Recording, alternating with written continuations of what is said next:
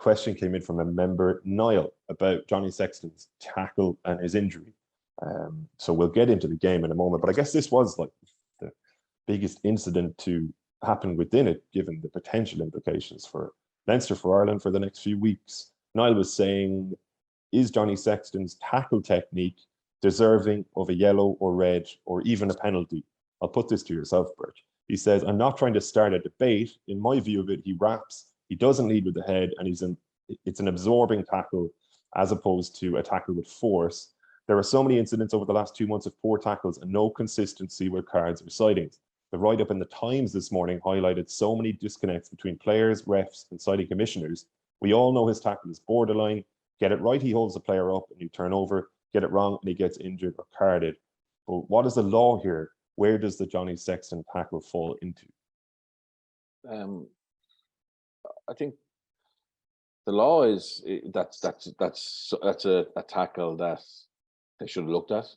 I'm watching games week to week. I think that's a tackle that we see looked at, and then go through the protocols. Was there head contact? Was there mitigating factors? So for me, it's at least a yellow, okay, and could have been red based on what we've seen. Now Leo came out afterwards and said, look at, and he highlighted the Keane Healy, the Andy Warwick examples of two recent similar-ish, the tackler standing, the ball carrier coming in, and there's been head-on-head. And Keane obviously was a red card, which was deemed no ban warranted. And, Warwick, there was yellow, I think, and then they gave him a ban. So that's why I can't say with any conviction. But my gut instinct is that, based on what I see, top 14 or wherever, Premiership or international rugby, is that tackle, if you make that tackle, you're on thin line in terms of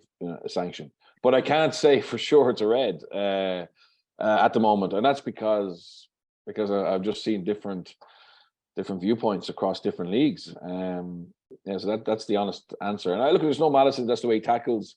He had tried a couple of choke tackles, that type of tackle earlier on in the game, and his, Connacht actually got good leg drive out of it and got go forward.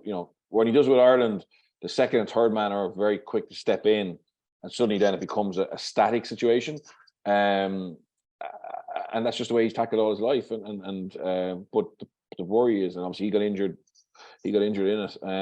But for me, I can't, and this is what really frustrates me as a pundit or as a fan, is being able to see an incident and not with any conviction say, this is what shouldn't happen, if you get me. And I'm in that situation at the moment, and I don't think that that's a good thing for anybody. Are you in the same situation, Mer? Is that a similar interpretation to yours?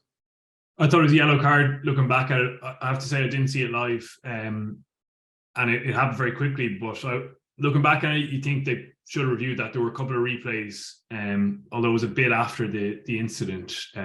He's too upright for me, and he absorbs it. Obviously, it was similar to the Jamison Gibson Park one against Connacht a while back, where he kind of absorbs the force.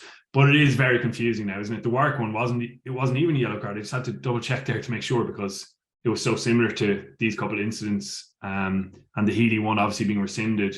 It is very confusing, and Johnny Sexton's the one who suffers here, and that was one of the key focuses for World Rugby when they started really nailing down on the high tackle focus. It was because the statistics showed the tackler is more often the one who gets injured. They're more often the ones sustaining the head injury, and in this case, Johnny Sexton. Now we haven't got an update as we record here, but it didn't look good. You could see the dent on his face. It didn't look good, and the sounds aren't good as well. So awful timing, obviously, with the Six Nations just around the corner.